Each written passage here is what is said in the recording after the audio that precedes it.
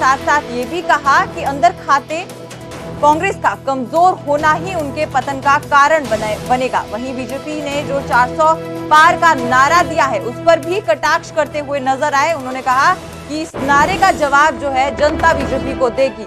लोकसभा चुनाव में बीजेपी के प्रदर्शन को लेकर जब उनसे सवाल पूछा तो उन्होंने कहा कि जेजेपी के जो उम्मीदवार है उन्हें 4 गुना ज्यादा वोट हासिल होंगे। और 5 उम्मीदवार मैदान में हैं। जल्द 5 की भी सूची बैठक कर पार्टी घोषित करेगी। मैं मानता हूं कि जो परिणाम होंगे वो बड़े पॉजिटिव भी होंगे और हमारा जो वोट शेयर 2019 में था उससे 3-4 गुना ज्यादा भी पार्टी को वोट मिलेगा। कांग्रेस की अंतर्कलह बहुत ज्यादा है।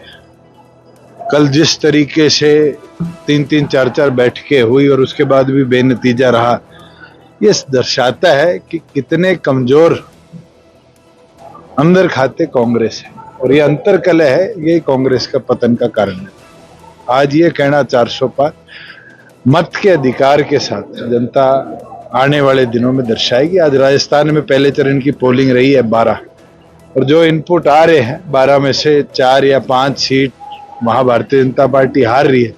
तो शुरुआत हो चुकी 25 में से 25 सांसद रखने वाली स्टेट में फर्स्ट राउंड में 12 सीटों में 4-5 सीटें हार रही है। तो दिखाती है कि केवल मात्र इश्तिहार के माध्यम से तो नारा दिया जा सकता है, पर ग्राउंड लेवल पर आज जनता उस चीज को पूरी तौर पर समझ भी चुकी है और वोट के अधिकार के साथ जवाब देती है। आज मंडियों की क्या हालत है, ट्राली लाइनों में खड़ी है, उनकी खरीद करने वाला कोई। सरसों में आपके यहाँ भी झज्जर जिले में भी 300 रुपया मॉइस्चर के नाम पे काटा गया। ये दर्शाता है कि वो लोग किसान की मदद की बजाय उसको कमजोर कर रहे हैं। हमने 4.5 साल कभी ये पीड़ा किसान की नहीं आने दी।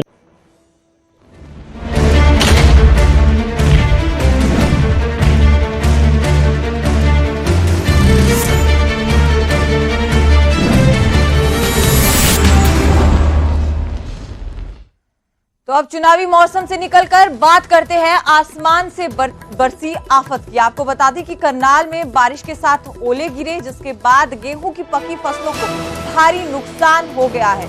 सालों बाद ऐसी ओलावृष्टि देखी गई है। अनाज जो मंडी में था वो पूरी तरह से भीग गया। फसलें खराब होने से किसान मायूस हैं। तो जबरदस्त जो है ओलावृष्टि कल करनाल में हुई, जिसके बाद मंडियों में जो रखी फसल है वो पूरी तरह से भीग गई। खड़ी फसल है उसको भी काफी नुकसान हुआ है। अन्नदाता के चेहरे मायूस हैं। किसी भी तरह का मंडियों में कोई भी सुविधा जो है वो किसानों को नहीं मिली, जिसके बाद जो फसलें थी वो यूं ही गेहूं की जो यूं ही पड़ी थी जो पूरी तरह से भीग गई। इसके बाद जो है प्रशासन की जो व्यवस्थाएं हैं वो सवालों में घिरती हुई नजर आ रही है। हम आपको तस्वीरें दिखा रहे हैं। ये तस्वीरें बीते कल करनाल से सामने आई।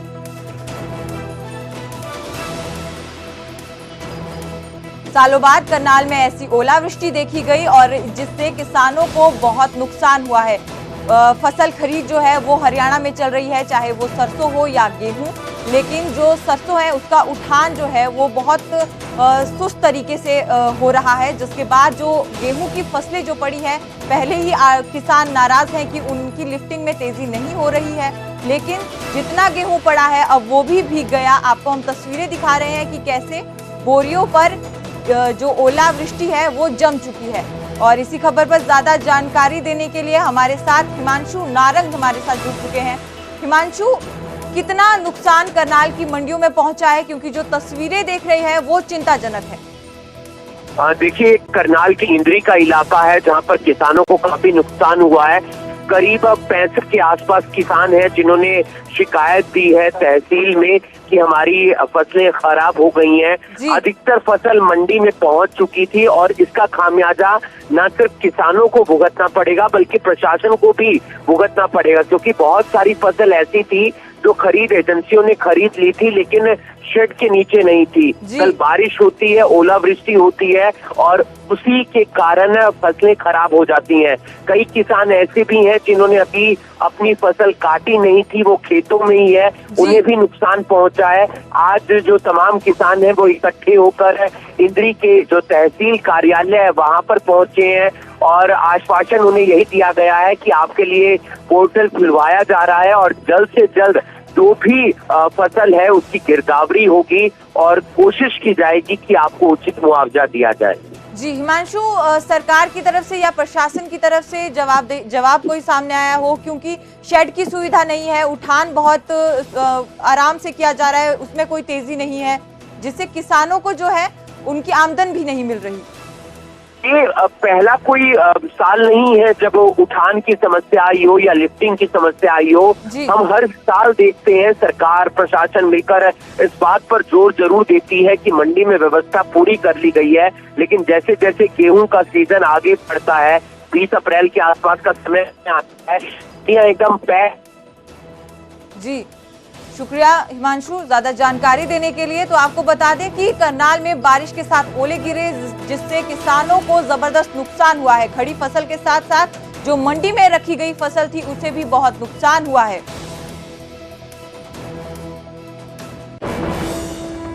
वहीं शुक्रवार शाम को हरियाणा में कई जगहों पर तेज हवाओं के साथ बारिश ने जमकर तबाही मचाई। खेतों में पककर कटने को तैयार गेहूं की फसल को काफी नुकसान हुआ। अंबाला में भी बारिश की वजह से किसानों की फसलों को काफी नुकसान हुआ है। मंडी में रखा गेहूं भीग गया। बारिश किसानों के लिए आफत की बारिश साबित हुई। फसल खरीद से पहले मंडी प्रशासन के किए सभी दावे एक बारिश के बाद ही खोखले साबित होते दिखे।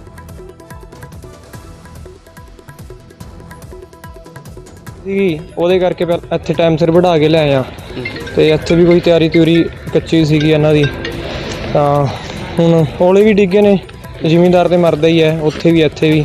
ਐਸੇ ਗੱਲ ਦੇ ਤਾਂ ਧਰਨੇ ਚੱਲਦੇ ਨੇ ਵੀ ਸਾਨੂੰ ਕੁਝ ਮਿਲੇ, ਟਾਈਮ ਸਿਰ ਤੁਲੇ ਘਰ ਨੂੰ ਜਾਈਏ। ਅਸੀਂ ਹੁਣ ਸਵੇਰ ਦੇ ਆ ਕੇ ਬੈਠੇ ਹੀ ਅਸੀਂ, ਤੇ ਹੁਣ ਫੇਰ ਬਰਸਾਤ ਹੋ ਗਈ, ਹੁਣ ਫੇਰ ਹੋ ਰਹੀ ਹੈ। ਹਲੇ ਕਿਹੜਾ ਬੰਦ ਹੋ ਗਈ, ਹਲੇ ਵੱਢਣ ਵਾਲੀ ਖੜੀ ਹੈ ਖੇਤਾਂ 'ਚ। ਬਸ ਆਪ ਹੀ ਵਿਵਸਥਾ ਕਰ ਰਹੇ ਸਰ, ਆਪ ਹੀ ਲੱਗੇ ਹੁਣ ਪੱਲੜ ਥੋੜਾ ਹੈ, ਆੜਤੀਆਂ ਦਾ ਵੀ ਸੀ ਹੋ ਗਿਆ, ਨਾਲ ਪੱਲੜ ਪੁੱਲੜ ਦਿੱਤਾ ਉਹਨਾਂ ਨੇ। ਨਾਲ ਸ਼ੈੱਡ ਹੈ ਨਹੀਂ, ਸ਼ੈੱਡ ਹੈਗੇ ਨੇ ਕੁਝ ਪਾਸੇ, ਨਹੀਂ ਹੈ ਹੁਣ ਜਿੱਥੇ ਖੜੇ ਆ ਉੱਥੇ ਸ਼ੈੱਡ ਨਹੀਂ ਹੈ। ਔਲੇ ਵੀ ਡਿੱਗੇ ਨੇ ਵਿੱਚ ਵਿੱਚ, ਤੇ ਨੁਕਸਾਨ ਤਾਂ ਹੈ ਹੀ, ਨੁਕਸਾਨ ਹੈ। ਤੁਲਨੇ ਵਾਲੀ ਪਈ ਆ ਸਾਰੀ ਹਲੇ, ਹਾਂ ਹੁਣ ਸੁਕਾਉਣੀ ਪੈਣੀ ਹੈ। ਸੁੱਕੇਗੀ ਪਹਿਲਾਂ, ਮਤਲਬ 2-3 ਦਿਨ ਫਿਰ ਲੇਟ ਹੋ ਗਿਆ ਕੰਮ। ਹਲੇ ਖੇਤਾਂ 'ਚ ਵੱਢਣ ਵਾਲੀ ਪਈ ਹੈ, ਮਸ਼ੀਨ ਚੱਲਦੀ ਨਹੀਂ ਹੁਣ 2-3 ਦਿਨ। ਤੂੜੀਆਂ ਦਾ ਨੁਕਸਾਨ ਹੈ, ਬਹੁਤ ਨੁਕਸਾਨ ਤਾਂ ਹੈ ਹੀ ਹੈ। ਇਹ ਸਰਕਾਰਾਂ ਕਰਕੇ ਤਿਆਰੀ ਨਹੀਂ ਹੈ ਤਾਂ ਬਹੁਤ। हाँ जी, आड़ती ने तरपाल दी है, तरपाल तो घेर दी, पर चलो फिर भी नुकसान तो हो ही है। शेड की व्यवस्था खुले आसमान के नीचे पड़े हैं। हाँ शेड होना चाहिए यहाँ, इतनी पुरानी मंडी है, अभी तक शेड की व्यवस्था नहीं है, एक ही शेड है तक। नालियाँ भी ब्लॉक, नालियाँ बिल्कुल ब्लॉक पड़ी हैं, पानी का कोई निकासी का कोई रास्ता नहीं है। और पानी की मंडी की पूरी तैयारी भी नहीं थी, साफ़ सफाई नहीं है मंडी की। दोबारा बारिश होगी तो दोबारा भीग जाएगी। हाँ भीग जाएगी जब बरसात होएगी तो। और अगली खबर सोनीपत से, जहां एक बेदर्द मां ने अपनी 5 साल की बेटी का कत्ल कर दिया। मासूम को पीट पीट कर मां ने मौत के घाट उतार दिया। प्रेमी के साथ मिलकर इस पूरी वारदात को अंजाम दिया गया। महिला ने 1.5 साल पहले अपनी पति से तलाक लिया हुआ था। पिछले कुछ महीनों से वो प्रेमी के साथ रह रही थी, लेकिन इस बेदर्द मां ने अपनी मासूम बेटी को, 5 साल की बेटी का कत्ल कर दिया। पीट पीट कर बेरहम तरीके से उसे मौत के घाट उतार दिया। अपने आशिक के साथ जो है, अब ये जो महिला है वो फरार बताई जा रही है।